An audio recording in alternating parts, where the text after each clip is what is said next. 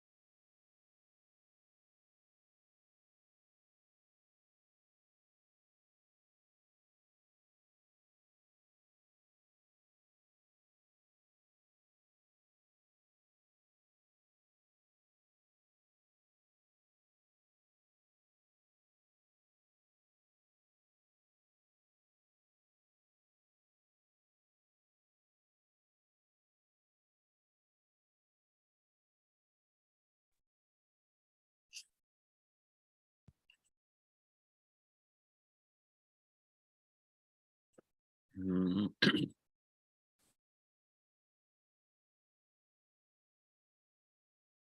Super extraordinary. Hey, Charles. Or There we go. Nice to see you. Do me a favor. Can you unmute yourself? documents. And I created this Google Classroom, but I clearly have not put you on my list yet. Can you tell me your email address? L-E-R. LERNCH@gmail? Yes. Great. I've been told that the next book I need to read. All right, I just invited you to our Google Classroom. All it means is it has like the texts that we use on there, and Okay. it's got, I guess if I have any messages or whatever I want to send, but it's mostly the texts there. Okay, so I'll log out of this and log on to that. I just sent you the invitation just now. So which. Okay. She said, No, Oh, there he goes. It was great too, by the way. I mean, getting it early, give you a chance to read it in advance. Oh, yeah. Terrific. That's right.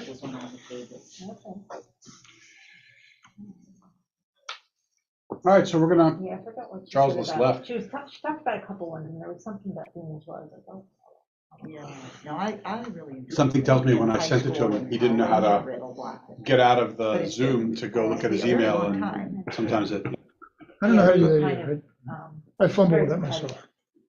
So it was like, so I could kind of trump everything. But is Jim on I there? have read Paradise Lost, and I have read. Yes, he Ulysses. is on the list.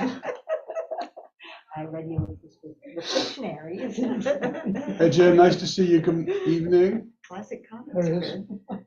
There's Jim, but we lost Charles. Jim? Sorry, I'm late. I had to go to a different computer. Something went wrong with my camera on the other one. You're That's muted. okay. You're muted. No, he's Jim. not. You can hear him. She's just quiet. I can hear him. Quiet.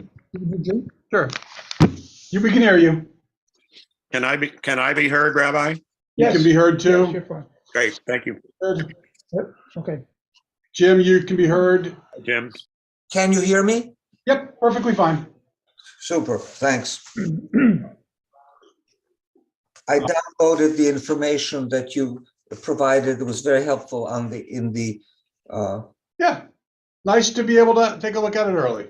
That's the benefit of being on our Google Classroom.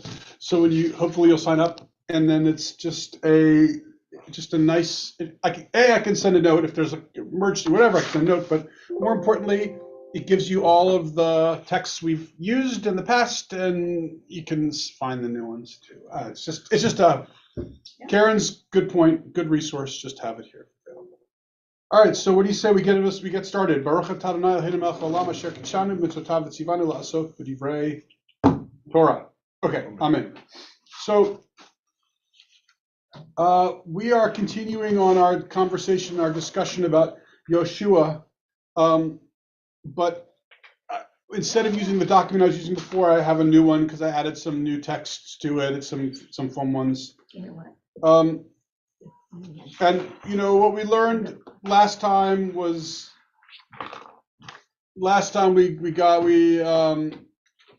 about how he was alive during the time of the temple was destroyed. Before the temple was destroyed, we learned that he was a Levite, and that he was a singer, and now we are.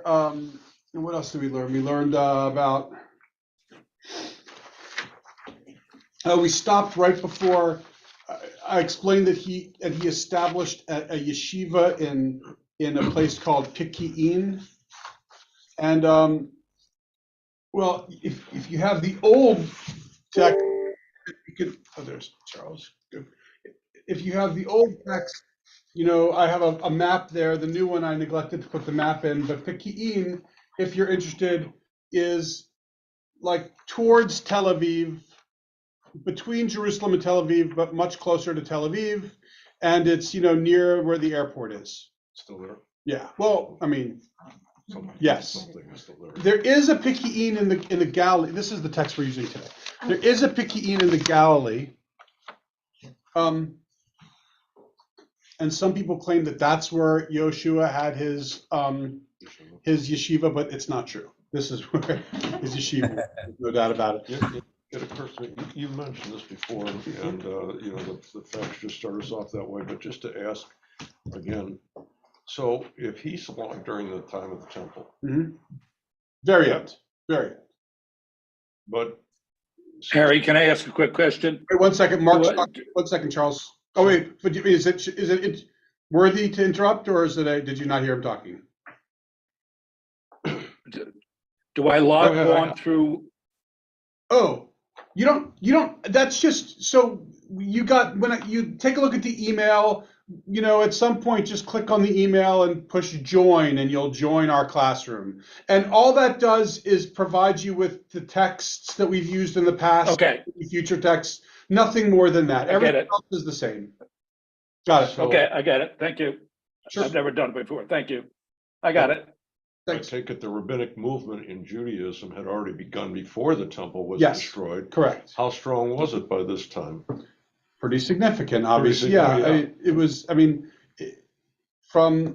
when we started last year, like we learned about these guys like Shimon ben Shetach and all these, Joshua ben Parachi, all these early guys. And I was describing them as the ones who were ushering in that transition between kind of like the priestly sacrificial cult Judaism to rabbinic Judaism. So it was in the air, to be sure. So by the time, Yochanan ben Zakkai came around, he was the one who was, before the temple was destroyed, smuggled out of Jerusalem and he says, give me Yavna and its sages. Now, so, and Yochanan ben Zakkai is not the first. He was a student of Hillel and Shammai.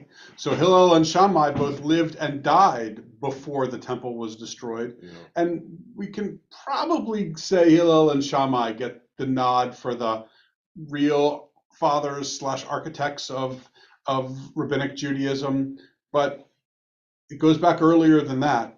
But maybe we can give Hillel and Shammai the nod. So by this point, this is now 2 generations. Joshua ben Hananiah, Yoshua is 2 generations after Hillel and Shammai. Because So- Hillel and Shammai, then it's Yochanan ben Zakkai is their student, and then Yoshua is a student of Yochanan ben Zakkai. And the relationships are civil, even though they disagree, are there? Very much. We're going to talk about that in this one. Okay, Yeah, very much. okay, Respectful. Well, yes and no. Depends. okay. So I'm so sorry. I should have changed my answer. The answer is no, not civil at all, or yes, quite civil. And I'm going to show you examples of both in these texts with Yoshua. So we'll start about his physical appearance. If you would like to know what. And again, I'm reading The Orchard, like anyone who read The Orchard is like, is kind of giggling about all these things because so much of the stuff they know. But let's talk about his physical appearance. So this comes from Nedarim, 50b. It says, the daughter of the emperor said to Rabbi Yehoshua ben Hananiah. Again, remember, bold is the actual text, everything else, helpful material. And it's fun, by the way, to look at the text, just reading the bold, and say, oh my God, how on earth would I possibly be able to read this? And imagine having to do it from the original Aramaic. And that's what my classwork was when I was in rabbinical school. And so that's why when we were and we didn't have all these translations. All we had was the original text, and we would literally be poring over it with dictionaries and then, our teacher would be kind of laugh at us because we just completely butchered it. But it was so hard. It was so hard. In any event, daughter of the, said to Rabbi Yehoshua ben Hananiah, you are the epitome of magnificent Torah. You're an amazing scholar. But it's stored in an ugly vessel. He said to her, you may learn the answer to your statement from your father's house. In what container do you place wine? She said to him, in earthenware vessels. He said to her, is it conceivable that everyone stores their wine in earthenware vessels, and you also store in earthenware vessels? You're the emperor's daughter. And everyone else does the same thing. You should place your wine in vessels of silver and gold. So she went and placed her wine in vessels of silver and gold, and it spoiled. And Yoshua said to her, the same is also true for the Torah. It spoils if it's contained in a handsome person. She asked him, but are there not people who are both good looking and learned in Torah? He said to her, if they were ugly, they would be even more learned. Now, I should tell you, Eliezer, remember, we've learned about Eliezer a lot over the last few weeks. And Eliezer and Yoshua had amazing respect for each other, but were on two different sides. So they're like the perfect example. That's Hillel and Shammai to a T. Yoshua kind of was the descendant of the school of Hillel. Eliezer was the descendant of the school of Shammai. And Eliezer was very good looking. Tall, good looking, and Yoshua was this kind of pudgy, fat, short, unattractive guy. So maybe he's taking a little dig at his old bud Eliezer. But what he's also trying to say is, hey, if they were being good looking means that you have, you're distracted by maybe ladies, but I'm never distracted by the ladies. I think that's what it's kind of saying. Now another little piece of background about Yoshua, just one more piece for now, and that is, well, no, not one more. So the Gemara relates that Rabbi Yoshua married a daughter of a priest and became ill. Not him, she became ill. He said, apparently it's not satisfactory to Aaron, the priest, that I cling to his descendants, so that he has a son-in-law like me. What it's trying to say is he got married, but his wife died. We don't know when, we don't know how long. He didn't have children, but he got married, his wife died. And it also suggests, by the way, and we'll learn in a little bit, that he was poor. But he clearly married into money, but was poor. So maybe after she died, his father-in-law felt no responsibility to, support him, and he just kind of was on his own. He wasn't a member of that family. Right. He was not. He married into that family. On the next page, you see it says, justice, justice shall you follow. You've heard this. Tzedek, tzedek tirdof, maybe you have. This teaches that one should follow the sages to the academy where they are found. For example, follow after Rabbi Eliezer to Lod, after Yochanan ben Zakkai to Berur Chayil, after Rabbi Yehoshua to Peki'in, after Rabbi Gamliel to Yavne, and after Rabbi Akiva to Bnei Barak.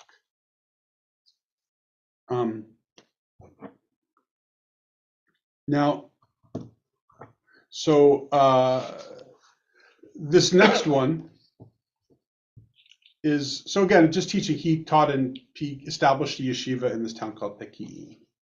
Now, this next one is taken as part of as one that we're going to read later. But it just kind of, I put it in here just in its own little small, I took it out of context just to kind of give you a taste of, by the way, the man who reaches Yoshua's house is Rabban Gamliel. Again, you'll see why later. But when the man reached Yoshua's house, he saw that the walls of his house were black. He said to Yoshua in wonderment, from the walls of your house, it's apparent that you are a charcoal maker. In other words, you work with your hands, you do not have much money, it's tough work, it's right, not good pay, tough work, work with your hands. And here's this, this famous rabbi who, the way that he makes ends meet is by doing some of the lowliest tasks. Wasn't Akiva also a charcoal maker? No, he was a shepherd. Originally, but I think later when he became a rabbi, he was, I don't think he was a shepherd then. I think he was a charcoal, made charcoal. According to that book, he made charcoal too? Yeah. Huh, I don't remember that. I believe you. May I ask? I don't know why, because he was, but at the point when he became a rabbi, his father-in-law was like, "Oh my God, here, take everything." I thought before his father-in-law took him back. He was excommunicated with the daughter, and then. Well, right, his father disowned them. Yeah. Right. And then while he was studying for the rabbinate, he worked as a charcoal I maker. think that's right. That's what the book said, and That's then what the the wife orphan said, made yeah. him go study. Huh, no, that part I remember, so fair enough, maybe, I just don't remember. It's interesting, no, it's just Yeah. interesting that they're both charcoal Yeah, makers. yeah, well, Akiva was uniquely, yeah, The Orchard, an absolutely to me, one of my favorite books I've ever read, and it's all about this period with all of these characters, and it just brings this period to life to me. So well written, and it works off of just Talmudic texts, so it's true to the text about it, and really tells. So it's a historical fiction, and it's fabulous. But what I was going to say was, Akiva is unique because he was a student of both Right. Eliezer and Yehoshua. Jim. Yes, thank you, Rabbi. I had a question with regard to the previous verse, justice, justice you shall follow. I have a feeling I know what you're going to say, and I think I know the answer. So let's see if what you're about to say is the question that I think you're going to ask. Well, this was also the statement that was quoted by Justice Ginsburg and at her funeral as well. That's true. And so it seems like a very high-minded principle. Mm-hmm. But when you look at when this is supposed to mean that you should follow after one rabbi to Lod and another rabbi to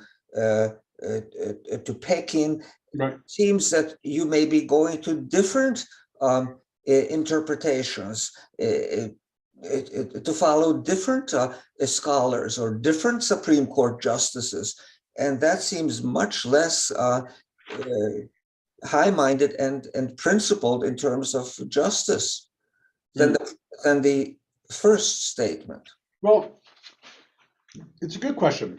Like, I think what they are teasing out of this is that in the fact that it says justice, justice, so you follow 2 times justice, what they're saying is there is more than one way to that justice, and you pursue it in any one of those directions. And they're saying, as there is more than one way to Torah study, and pursue it in one of these directions. Uh-huh. But I'm not positive.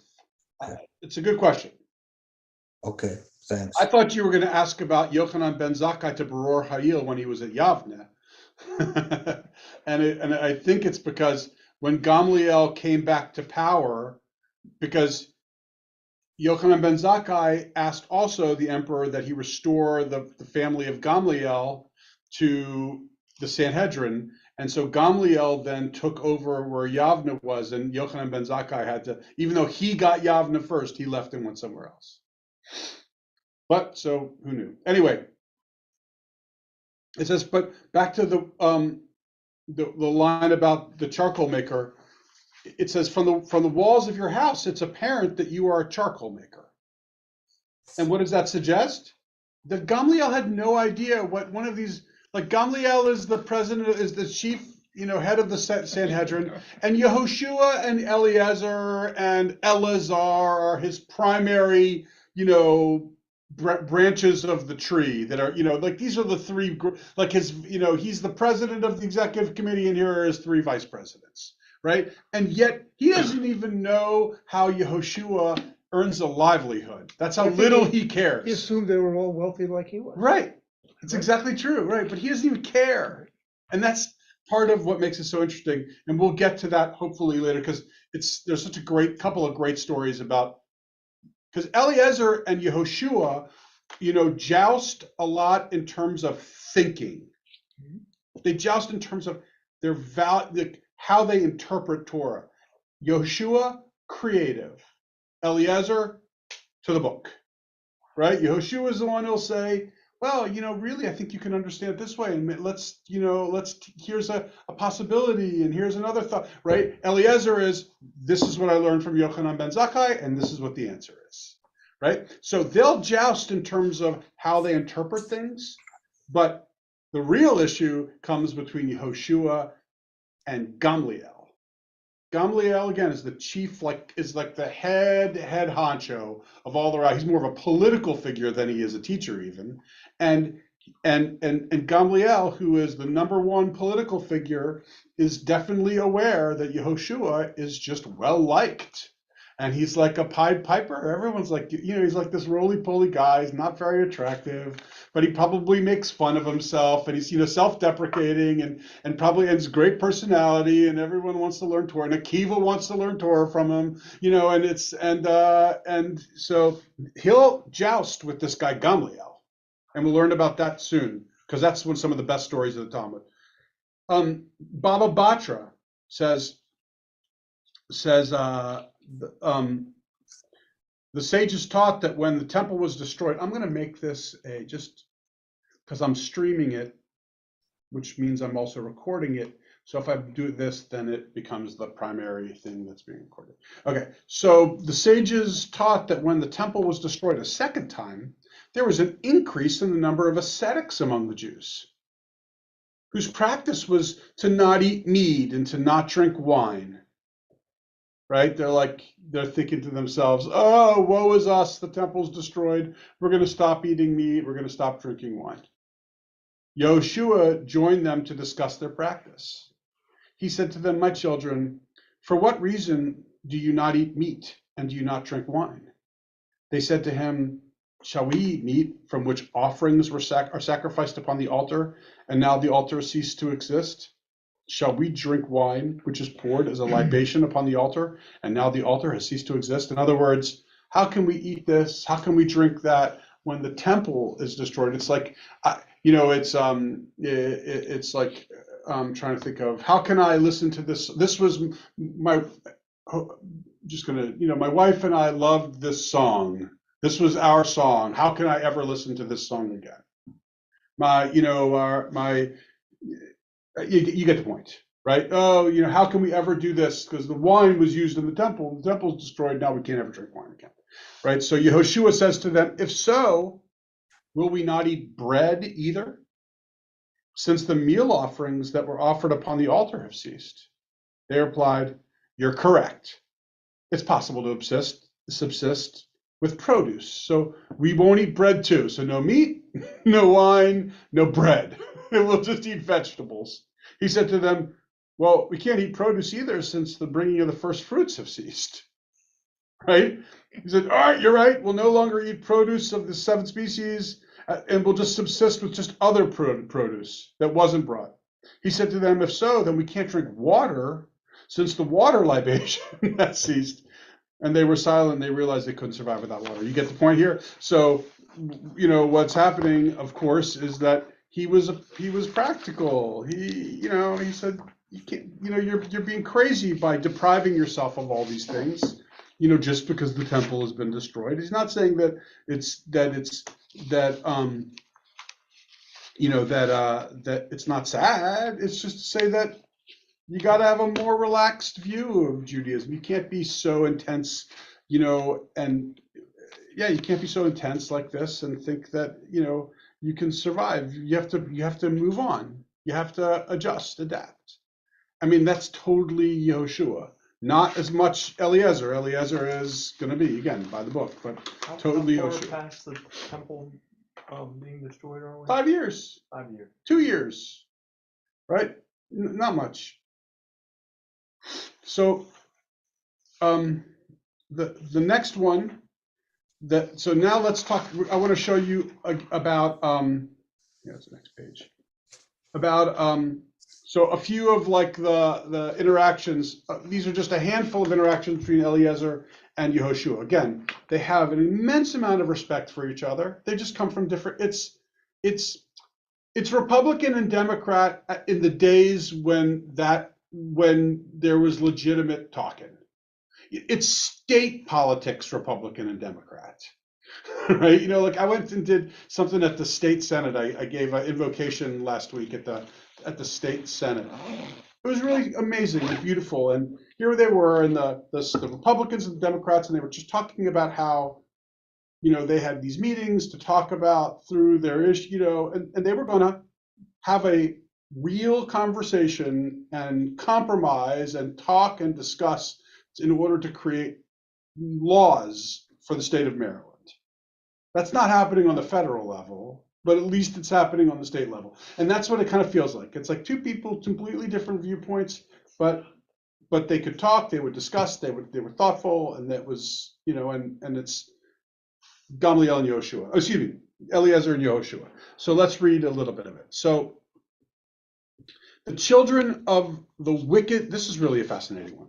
The children of the wicked star worshippers shall not live in the world to come. All right. So this is Eliezer speaking.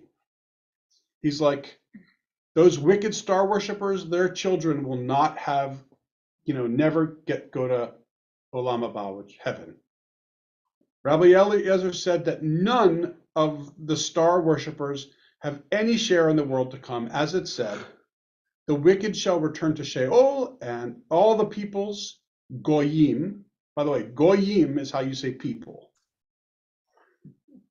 Like Goyim, right? All the peoples that have forgotten God. That's from Psalms.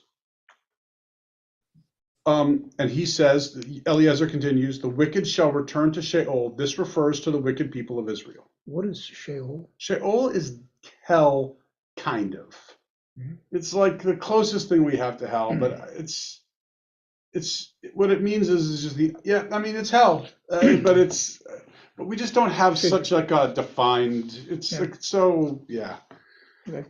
Yehoshua says to him, if scripture had said the wicked shall return to Sheol, all the people, and said no more, I would have agreed with you. But since it adds that have forgotten God, it must mean that there are some people who have remembered God and therefore have a share in the world to come. Now, what is this all about? Just a quick question. Are star worshippers idol worshippers? Idol worshippers, yes. Okay, thanks. Now, what is this all about? This is clearly a difference of opinion between Eliezer and Yehoshua. And Eliezer is talking about all of the Goyim, the non-Jews. And he's like, none of them are going to heaven. And Yehoshua is more inclusive. And he's like, don't go there. Come on. Are you really saying none of the, like, yes, these are good people too. And they have just forgotten God. So the wicked shall return, all the people return, all the wicked people shall go to hell. And if it stopped there, fine, but it adds, and there are some people who have forgotten God. So what he's saying is they actually don't have to go. They've forgotten. All the way around. Oh, no. But there are some people who haven't forgotten God. Those are the only ones who have forgotten God. Thank you. I'm sorry. And there are others who haven't forgotten God, and they're not, even if they're Christian, even if they're non-Jewish. So it's just thank you. It's just a worldview that they had in which he was more inclusive. Yehoshua, Eliezer was just more exclusive.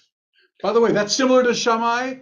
Versus Hillel, and by the way, and I obviously fully place myself in the world of Yehoshua, not in the world of Eliezer, in the world of Hillel, not in the world of Shammai. But as we have said many times over here, it doesn't mean that I don't respect Eliezer's opinion. What I mean by that is, as I've said, that there are two ways of building the future of Judaism. One way is to open your arms as wide as you can, create a warm, welcoming experience in which people don't feel judged and people don't feel like they are, that their opinions don't matter, and people don't feel like, there's a wrong and a right, and that's Yehoshua. And then there's the other one, Eliezer, who says, look, I wish I had the luxury to be like that. Unfortunately, I have a responsibility to make sure that this Judaism gets passed from one generation to the next accurately, without all of the warm fuzzies that you're doing over here, Yehoshua, which in doing so could very likely, even though I fully respect your intellect, I don't believe you, Yehoshua, are transferring that intellect to your students in the same way, because you're opening it up more to more interpretations, and they need to know the truth. So I see both sides. Maybe the best way to preserve Judaism from then to now was the interplay between both. Was They needed each other. yeah, They needed each other. It's So- just like Reform and Orthodox these days, right? yeah. The Orthodox need reform, even though they don't like to say it, because we're here, by the way, to kind of, when the Orthodox completely turn off, person after person after person, we're here to say, look, don't feel like you don't have to leave. You can feel connected to Judaism. Allow us to show you how. And we need Orthodox to be the torchbearers of what we have nothing to push against without the Orthodox. We are a response to Orthodox. We're not saying we're creating a new religion. We're saying we are a response to the Orthodox, but without the Orthodox, we have nothing to push up against. So but one needs the other. They're kind of interesting. So the next one comes from Mishnah Barachot 1, 2, and it says, Could I go back a tiny bit? sure. Two questions, actually. The first one, when we deal with star worshippers, that was, I think, Mark raised that question. I think that refers to people who worshipped the heavenly bodies, like the sun, the moon, the planets, not just stones, not just idol stones, which we look at as idols or statues. So they thought that the planets and the sun and moon were gods. Now, that's a minor thing. The second thing, though, is the verse also says the children of the wicked, star worshippers. So it's not just the star worshippers, but their children are also condemned. Right. Yeah. To the Good world. point. Yeah.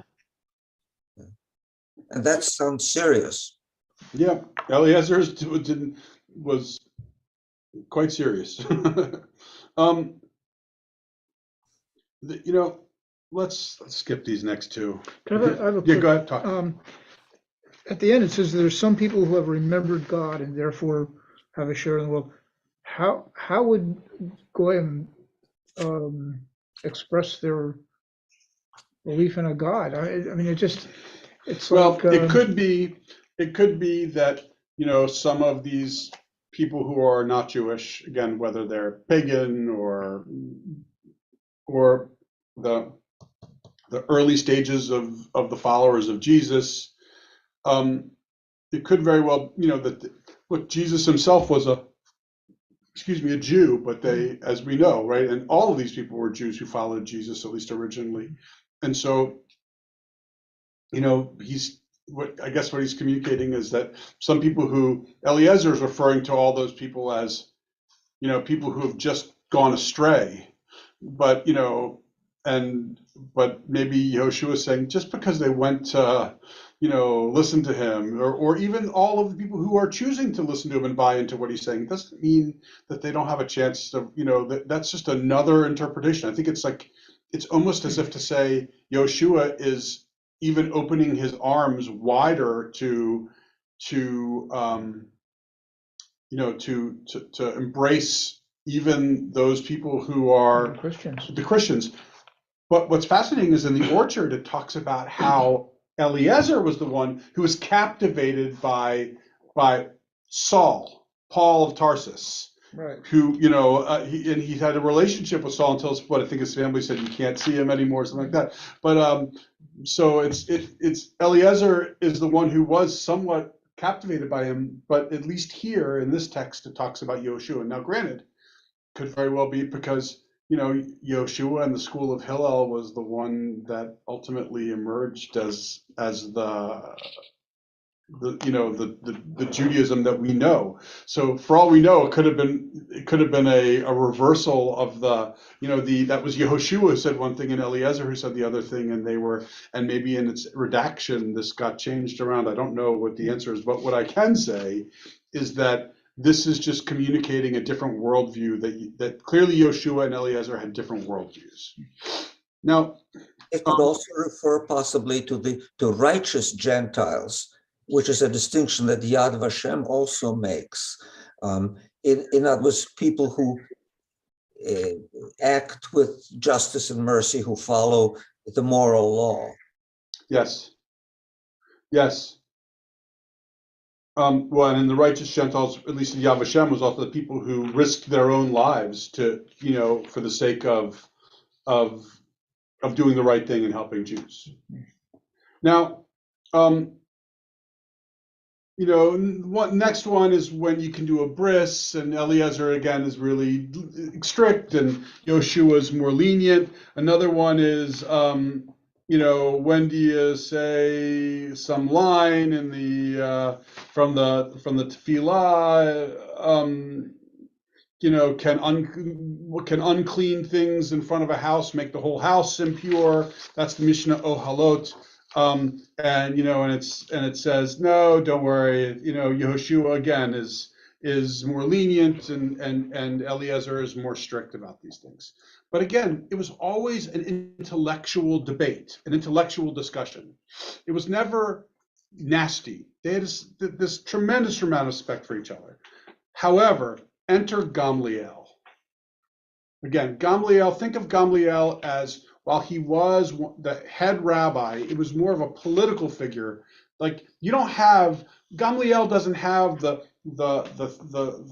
hundreds and thousands of followers and disciples that Akiva had, or that Yehoshua, at least not, Yehoshua didn't have quite the numbers that Akiva did, but Yoshua and Eliezer too, for that matter, they had their students and their disciples, and everyone to learn. No one wanted to learn from Gamliel, but Gamliel was the number one. He was the president of Sanhedrin, the most important figure. He was also, interestingly, the brother-in-law of Eliezer. Eliezer's wife, Ima Shalom, was the sister of Gamliel. All this is just interesting, but now let's get to a couple of the stories between Gamliel and Yehoshua, because Gamliel didn't fight or didn't joust really with Eliezer because it was his brother-in-law. And also, Eliezer was never really a threat to Gamliel because Eliezer wasn't gregarious. Eliezer was strict, and he was so intense, and whereas Yoshua was so likable, everyone was like, whose party? I mean, really, think of it like, and I don't mean like, two people throwing a party at the same time, and Gamliel is the rich person throwing a party, but no one's going to his party. Instead, they're going to Yoshua's party. Not quite as nice of a party, but all the fun's happening over there. So, and that's how Gamliel experienced Yehoshua. So, in any event, it says there was another incident. Which one are you on? I'm sorry, we're on 25a, Rosh Hashanah 25a, underneath the part that says, the part that says differing opinions and values. There was another incident in which two witnesses came and said, "We saw the new moon at its anticipated time on the night of the 30th day of the month. However, on the following night, the start of the 31st, which would be a full moon, which would be the beginning of the new moon cycle, it was not seen." In other words, we didn't see it one day, and which means that on the next day we should have seen a sliver of the moon. But we didn't see a sliver of the moon on the next day. So again, there was no iPhones back then. You look up in the sky, you know what the date is. Because if it's no moon in the sky, it's the 15th of the month. Right? That's why, by the way, all our festivals are on the 15th. Shavuot, Pesach, well, not Shavuot, Pesach and Sukkot, 15th of the month, because you can tell. Now, so they look up in the sky and there's no moon, and they say, it's clearly it's a new moon, and that means that, excuse me, the 15th of the month is a full moon, and that's the easiest to see, not no moon, because it could be overcast or whatever. So they looked up in the sky, they see no moon, they realized, okay, it must be the beginning of the new moon cycle. But the next day, same thing. So now there's a question. Well, which day was the first day of the month? Right? Makes sense. Nevertheless, Rabban Gamliel accepted their testimony. The testimony of those two people who insisted that on the first day they saw no moon. Rabbi Dosa ben Horkanus disagreed and said they are false witnesses. How can witnesses testify that a woman gave birth and the next day her belly is between her teeth? Right? She didn't give birth and yet she's still pregnant. You either gave birth or you didn't give birth. If you're pregnant, you didn't give birth. So you can't testify that she gave birth and still she's pregnant. Right? That's what he's saying. If the new moon was already visible at its anticipated time, how could it not be seen a day later? Rabbi Yehoshua said to him, I see the logic of your statement. The new moon must be established a day later. Upon hearing that Rabbi Yehoshua had challenged his ruling, Rabban Gamliel sent a message to him. I decree against you that you must appear before me with your staff and with your money on the day on which Yom Kippur occurs according to your calculation. Right? So on the holiest day of the year, according to Rabbi Yehoshua, which is, according to Rabban Gamliel, the day after Yom Kippur. You following what this is? Right? On the holiest day of the year, he says you got to bring your staff and your money and come to me, which would be a complete and total violation of Yom Kippur, the holiest day of the year. Right? So Yehoshua is in a pickle. It has been decreed by the head, you got to come and see me. But you are forcing me to violate Yom Kippur. So Yehoshua went to Rabbi Dosa ben Harkinus to discuss the matter. And remember, Dosa was the first guy who said it's the wrong date. And Yehoshua, that was why Yehoshua got the idea. And he said to him, if we call into question the decision of Rabban Gamliel, then we need to call into question every decision that has been made since Moses. In other words, if we are going to argue this, then we are opening up this can of worms, which is that we can argue about any law or any decree that's made. So he took his staff, that's Yehoshua, and his money in his hand and went to Yavne, to Rabban Gamliel, on the day on which Yom Kippur occurred, according to his own calculation. Upon seeing him, Rabban Gamliel stood up and kissed him on the head.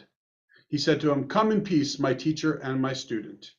You are my teacher in wisdom, as Yehoshua was wiser than anyone else in his generation, and you are my student, as you accepted my statement. Right? So, I mean, that could not be, like, it is really one of the nastiest things. Like, Gamliel just basically it was a show of force. Mm-hmm. And he was just saying, I'm gonna show you who has the power in this dynamic, and that's me, because I'm gonna force you to violate Yom Kippur, just to show that I have control over you. And Yehoshua could have argued with him, but chose not to, because he felt like, if I do, then it's going to open up this really big can of worms. If people see me refusing because it's Yom Kippur, then what people will say is, that is Yehoshua, wise man that he is, that we're not, like, boy, if he can stand up to Gamliel's decisions, then why can't we? And everyone's just going to be, contradicting and questioning authority, and we can't have that. Did Gamliel celebrate Yom Kippur the day before? The day before. So did everybody else that followed his dictum. Yes. So it's a good point. It's a good point. Nobody believed that. Nobody else, or most people believed. Or they said that.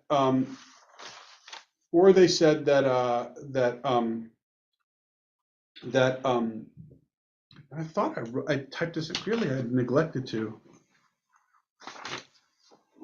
Huh. You know, or they, you know, they went by, I'm so sorry, because I'm now realizing, I thought I typed this in today and I'm now not seeing it. But he goes and visits Akiva. It's left out. I don't know why I left it out, but it's left out. He visits Akiva, and Akiva says to him, you know, what's the verse? And he says, these are the seasons that are appointed to, 1 second. I wonder if I have it here.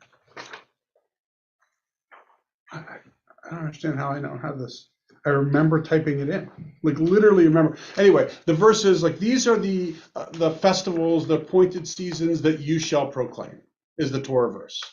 And Akiva says, the operative word is that you shall proclaim. The operative words, you shall proclaim, meaning that these are the festivals, but what's important is what is proclaimed and not what it is. And that's how Akiva was able to help Yehoshua understand why he can go and go to Gamliel with his stuff and just accept the rule, because what's important is not what the actual date is, but what's important is what's proclaimed by the community. And does that make sense, what I've just explained? That reminds me of the one from last week where the walls fell in, Mm-hmm. but they went with the wrong decision because that was The majority rules. Yeah. Right, Mhm. that's a good point. That's exactly right. Majority rules. Like, and in this particular case, so that's great actually, because let's think about it. There's yet another distinction between Eliezer and Yehoshua, right? Yehoshua is willing to go with the majority because what's important is, hey, the majority rules, and I can sit here and fight and just be a baby about this, even if I'm right, or I can just go with it and just let it go. And Eliezer couldn't let it go, but Yehoshua could let it go. It's an interesting distinction, but these two are our primary rabbis now of this generation. So the next one is, if you look at the next one is, it says it's beneath peacemaker with Eliezer. This is from Shir Hashirim Rabbah, which is just Midrash. But again, Midrash is all part of the same generation. It's all happening at the same time. He says the yeshiva of Rabbi Eliezer was shaped like an arena, and there was one stone reserved for him to sit on. One time, Rabbi Yehoshua entered the yeshiva and began kissing the stone. He said, this stone is like Mount Sinai, and the one who sits on it is like the Ark of the Covenant. What is this saying? It's just a story saying that Yehoshua had, like, whether disagreed, but they still had this incredible respect for each other. You know,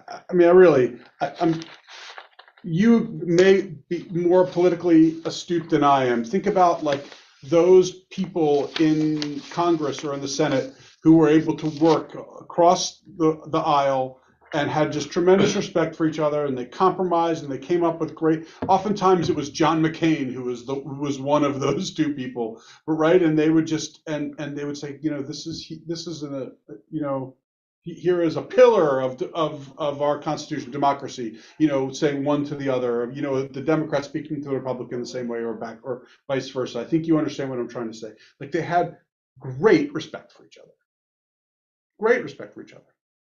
Now, on the next one, another issue with Gamliel, and this is probably this is an unbelievably famous story from the Talmud and an incredible story. I don't know if we're going to be able to read it all, but maybe we will. So it goes like this. The sages taught that there was an incident involving a student who came before Rabbi Yehoshua. The student said to him, is the evening prayer optional or obligatory? Right? You have to do the whole prayer in the evening? Yes or no? Yehoshua said to him, optional. The same student came before Rabban Gamliel. and said to him, is evening prayer optional or obligatory? And Rabban Gamliel said to him, obligatory. Uh-oh. Now, if it was Eliezer and Yehoshua, they would just they would prove to each other through verses and stuff like that who's right and who's wrong. Not Gamliel. All right. The student said to Rabban Gamliel, but didn't Rabbi Yehoshua tell me that the evening prayer is optional? Right? Now, remember, Yehoshua doesn't know that he went to Gamliel after him. Yehoshua was asked first, he answered, and then the student went to Gamliel, but then Gamliel said it's obligatory, and he goes, yeah, but you know what? Yehoshua said it's optional, right? So Gamliel is like now feeling a little threatened by Yehoshua's giving a different answer. He says, but didn't, Yehoshua told me it was optional. Gamliel said to the student, wait until the masters of shields enter the study hall. Like he's referring to the rabbis who these pasty, like feeble rabbis, with the exception of some, they're the masters of the shields. They're trying to like toughen themselves up. There are 49 rabbis. Right. The masters of the shields enter the study hall. When the masters of the shields entered, the questioner stood before everyone present and asked, is the evening prayer optional or obligatory? Rabban Gamliel said to him, obligatory. We knew this would be the case. Rabban Gamliel said, is there any person who disputes this matter? Rabbi Yehoshua said to him, no, because Yehoshua is trying to he's trying to be peaceful, right? Rabban Gamliel said to Rabbi Yehoshua, but was it not in your name that they told me optional? Gamliel said to Rabbi Yehoshua, Yehoshua, stand on your feet, and they will testify against you. Right? Stand up, and I'll have the guy tell me, the one who said you were gonna, you were the one who said optional, that you say you didn't. So he's really just trying to stick it to him and embarrass him in front of everybody.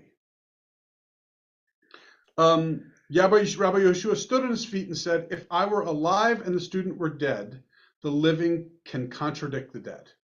I could say, I didn't say it if he was dead, but he's alive. Now that I'm alive and he is alive, how can the living contradict the living? How can I say, I'm not going to now say he's a liar? So no, I'm not going to. Rabban Gamliel was sitting and lecturing, and Rabbi Yehoshua all the while was standing on his feet. Because remember, Gamliel had said, stand up. And he never told him to sit down. And so Yehoshua is still standing up.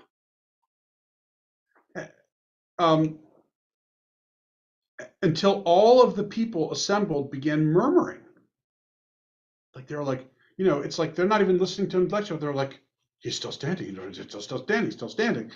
And he says, and said to Chutzpit, the disseminator, by the way, Chutzpit, do you hear a fun word in chutzpit? Yes. Chutzpah, right? It's kind of interesting because but chutzpit is the disseminator means like because Gamliel would speak, and chutzpit was like the human megaphone. He would scream it to everybody. But everyone was murmuring and said to Chutzpit, the disseminator, stop talking. This is getting out of control. This is embarrassing. This is uncomfortable. And he stopped. And they said, how long will Gamliel continue afflicting him? Last year on Rosh Hashanah, he afflicted him. The one about the Yom Kippur date. By forcing, he afflicted him. Regarding the firstborn in the incident of Rabbi Tzadok, he afflicted him by forcing him to remain steady. I remember, but now I'm forgetting what the story was. And then here too, he's afflicting him. Let us remove him. Remove Gamliel. Let's impeach him. Who will we establish in his place? shall we establish Rabbi Yehoshua in his place? Because they all love Yehoshua. So they're like, let's put Yehoshua in his place. And they're like, well, maybe we can't put Rabbi Yehoshua in his place. The sages rejected that opinion because Rabbi Yehoshua was party to the incident. For which, shall we establish Rabbi Akiva in his place? Perhaps due to Rabban Gamliel's resentment, he would cause him to be divinely punished, as he lacks the merit of his ancestors to protect him. So Gamliel would be mad and angry, and some would put some sort of magical hex on Akiva, and Akiva doesn't have. It's like, like it reminds you of Harry Potter. You ever see Harry Potter, in which like all of Harry Potter's like parents, and like his two dead mother and father, everyone's there helping Harry Potter all the time, and it's like all of his ancestors there to help him defeat Voldemort. My point is that, so they're saying, but Akiva doesn't have. Akiva is essentially a first generation, and so he doesn't have any of those ancestors to protect him. So it can't be Akiva. Rather, suggested the sages, let's establish Rabbi Elazar ben Azariah. He's wise, rich, and a 10th generation descendant of Ezra. This guy's got, he's got money, he's smart, and he even is descended from Ezra.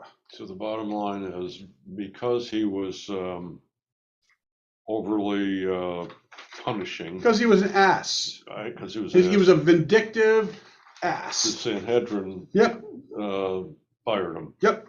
They said, not fired him, like impeached, like really, like, Impeached him. Yeah, impeached him. How did he get to be the Nasi to begin with? Because his daddy was the Nasi, and his daddy's daddy was the Nasi. Yeah, he inherited it. Yeah, right. And they're like, we're done with Gamliel and his family. We're bringing in a new group here, a new dynasty. And he says, so it was taught on that day that they were moved. By the way, and in the Talmud, a number of places it refers to that day, and they talk about this, and like it's like kind of, I'm trying to, like, it would be as if if you say January 6th, everyone knows what we're talking about. And it was this 9/11, January 6th. Here they say that day. We all know what you're talking about. It was taught on that day that they removed Gamliel from his position and appointed Elazar ben Azariah. Now, by the way, there's a problem with Elazar ben Azariah. And that is, he may be wise, he may be rich, he may be a descendant of Ezra, but he's young. He's the equivalent of, the 35-year-old, senator who is next in line to be president. He was the speaker, the vice president, the speaker of the House, and now it goes to this person, he's 35. And you're like, all right, he's smart, he's rich, he's got a lot of good experience, but he's 35. We sure we want this guy as president? Anyway, so that's Elazar. But still, they removed Gamliel from his position and appointed Elazar ben Azariah in his place. There was also a fundamental change in the general approach of the study hall, as they dismissed the guard at the door and permission was granted to the students to enter. So it's suggesting that what Gamliel did was he made studying only for the privileged, only for the wisest, and he didn't open it up to other people. That's kind of Eliezer, not Shammai and Eliezer on many levels, but Elazar ben Azariah, his first act was to dismiss the guard and let everyone come and enter and study. As Rabban Gamliel was known to say, any student whose inside, his thoughts and feelings are not like his outside, will not enter the study hall. The Gemara relates, on that day, several benches were added. So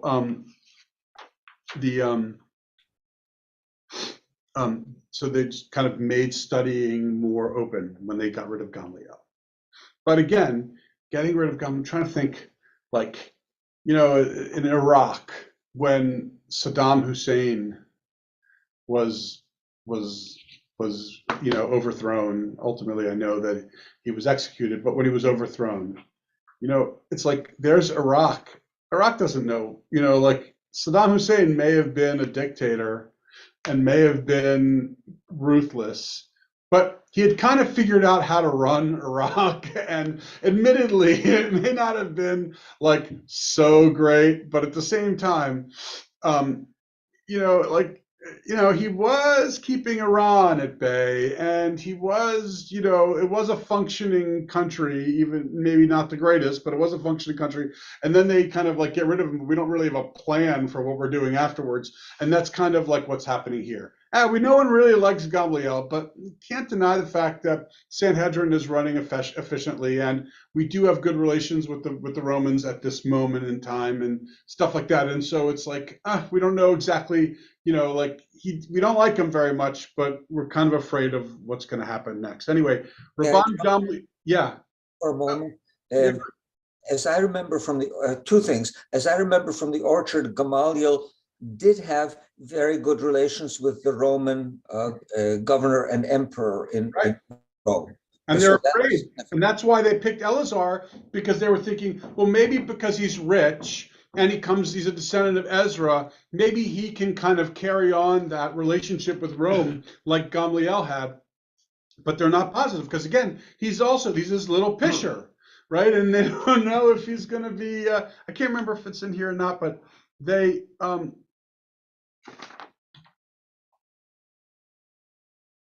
so this gives us a good deal of insight into the historical controversies at the time. And then the other point that I wanted to make when they were talking about, is the evening prayer obligatory or is it optional? I think that is historically based, because in the temple, sacrifices were done only in the morning and afternoon. There were no evening sacrifices. That's why they debated the question, is it obligatory to have it in the evening? Yeah, well, because the prayer was replaced the sacrifice. Exactly correct. They talk about, by the way, I didn't include it here, but they talk about how they went and they visited Eleazar's house, and Eleazar asks his wife, how could I possibly do this? And she says, well, we can put like powder in your beard and make you look gray. That was in the orchard. The orchard, right? Powder in your beard, right? Because we gotta make you look older. And they did. Right, and they did. I don't know if they fooled anybody. But That's right. Then so it goes back to Rabbi. It's afterwards. I know we always need room for what to study next week. So let's call it here. We're a few minutes over. I'm going to try a little note. So this is the 30 December, April, June, and November. So January's got 31. So next week is January 31st, right? correct. 131, 23. All right, so we'll pick this up next time with a little bit more of this fascinating story, and we'll definitely finish up Yoshua, so then we can get to his messages, we can get back to Pirkei Avot and read what he had to say and see if we can, what we can do to kind of, how we can tease out more from his value state, his ethic, based upon how we know this of mind, to see how he was influenced Yeah, by right. Anyway, thank you so much. thank you, Rabbi. See you, everybody. Rabbi. Oh, looks like Sharon fell asleep on us.